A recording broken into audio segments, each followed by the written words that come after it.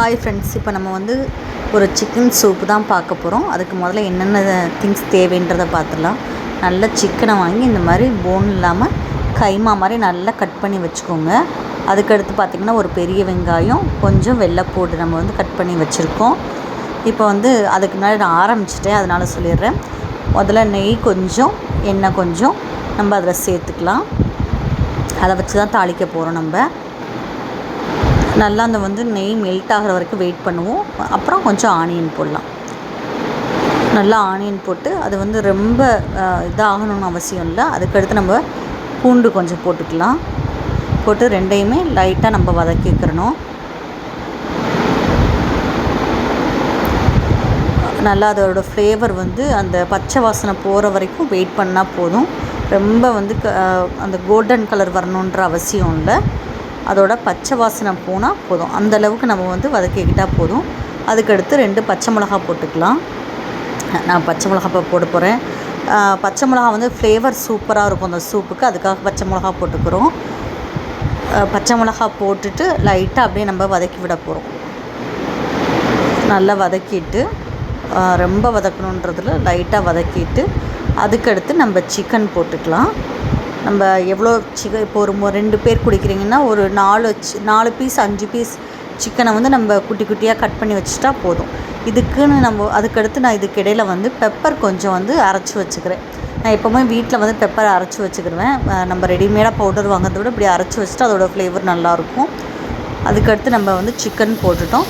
Chicken இப்போ தான் நான் சொன்ன மாதிரி ஒரு 2 பேருக்குன்னா ஒரு 6 பீஸ் 7 பீஸ் இருந்தால் போதும். நீங்கள் சிக்கன் கிரேவிக்கு வாங்கும் போதே தனியாக அந்த மாதிரி ஒரு பீஸ் எடுத்துகிட்டு சூப்பராக பண்ணிக்கலாம். ரொம்ப நல்லாயிருக்கும், ஹெல்த்தியாகவும் இருக்கும். காலையில் பிரேக்ஃபாஸ்ட் டின்னராகவும் நீங்கள் இதை வந்து சாப்பிட்டுக்கலாம். ரொம்ப ஹெல்த்தியான ஒரு டிஷ் தான் இது.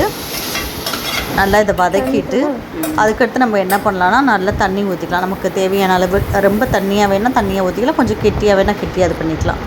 நான் ஒரு 2 டம்ளர் தண்ணி ஊற்றிக்கிட்டேன். ஊற்றி நல்லா அது கொஞ்சம் கொதி வர வரைக்கும் நம்ம வெயிட் பண்ணுவோம். இப்போ நல்லா கொதிச்சிருச்சு.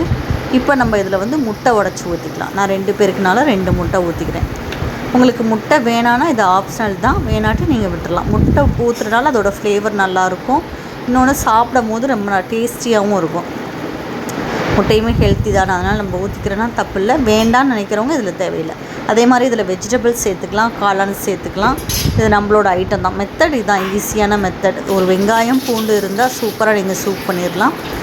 இதை காய்கறி மட்டும் வச்சு கூட நீங்கள் பண்ணலாம், கீரை வச்சு கூட இதை பார்த்து பண்ணிக்கலாம். இதே மாதிரி பண்ணிங்கன்னா ரொம்ப டேஸ்ட்டாக இருக்கும். நம்ம பூண்டு நிறைய சேர்க்கும் போது அதோடய ஃப்ளேவர் வந்து சூப்புக்கு சூப்பராக இருக்கும். இப்போ நல்லா கொதிக்க ஆரம்பிச்சிருச்சு. நான் இன்னொரு முட்டையுமே ஊற்றிக்கிறேன். ஊற்றிக்கிட்டு நல்லா அது வந்து கொஞ்சம் வேகிற வரைக்கும் நம்ம அந்த பச்சை வாசனைலாம் போகிற வரைக்கும் வெயிட் பண்ணுவோம். அதை ஒரு கிளறி விட்டுட்டு கொஞ்சம் நேரம் வெயிட் பண்ணுவோம். இதில் நம்ம தேவைன்னா கொஞ்சம் மஞ்சத்தூள் சேர்த்துக்கலாம். நான் மஞ்சத்தூள் இன்றைக்கி போடல. அதுக்கடுத்து நம்ம இந்த வெங்காயத்தாள் அதை வந்து கட் பண்ணி கொஞ்சம் சேர்த்துக்கிறேன். சூப்பரான சூப் ரெடி. இப்போ நம்ம சர்விங் பவுலில் மாற்றிக்கிற போகிறோம். நீங்கள் காலையில் பிரேக்ஃபாஸ்ட்டாக சாப்பிடும்போது ரொம்ப ஹெல்த்தியான ஒரு சூப். வீட்டில் எல்லாருமே செஞ்சு பாருங்கள். இது மாதிரி நிறைய டிஷ்ஷஸ் அடுத்து நம்ம சேனலில் வரும். தேங்க்யூ.